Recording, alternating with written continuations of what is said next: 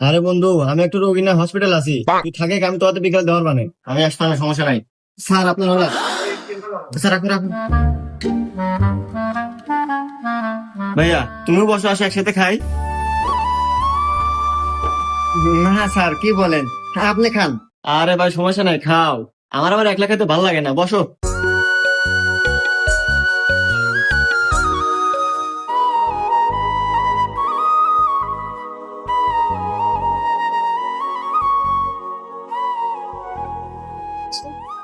Sir আপনার বিল। ও কয় table হয়েছে?